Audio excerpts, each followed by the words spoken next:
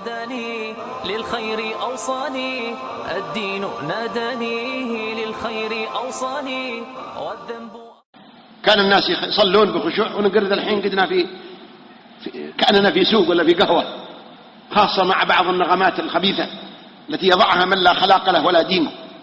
يحط نغمة أغنية وتصقع عليه الأغنية وهو في المسجد يفضح نفسه.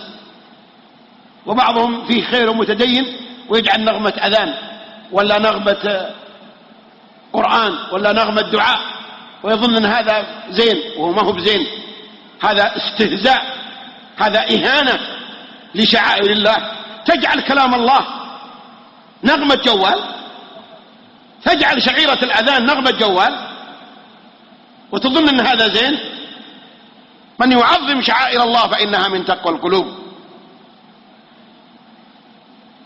كانوا يقولون المرء مخبوء تحت لسانه، ما نعرف الرجال لأنه يتكلم. واليوم لا، المرء مخبوء في جواله. إذا أردت أن تعرف رجال فارقب حتى يدق الجوال، ترى الجوال بيعلمك منه الرجال. فيه رجال صاملين تجي نغمة جواله صاملة، رجال لا ما هو مرجوج هنا.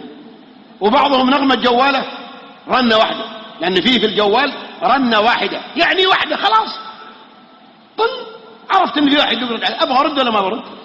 لا، بعضهم لا، يحط 20 رنة. ايش هذا؟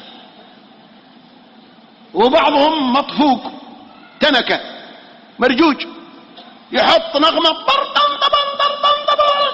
ايش هذا؟ وبعضهم رقيص يروح للمحل يقول بالله حط لي اغنية عشان يغني ابو رطيشة ويفضح نفسه امام الرجاجيل.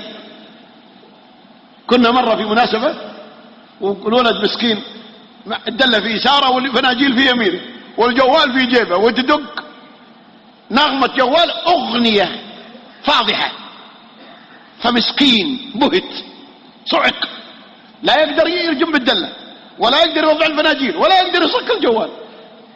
خجل. أنا زيد قمت أرقص. قال خلاص يا شيخ، خلاص والله ما عاد أسوي والله. قلت إلا تفضح نفسك. وراح يغيره. فليش يا أخي تحط نغمة جوال أغنية؟ جوال يا أخي هذا جهاز تنتظر مكالمة، حط شيء يشير لأن في مكالمة وبس. أفواه تشرب من وحي الرحمن وربك يمنحها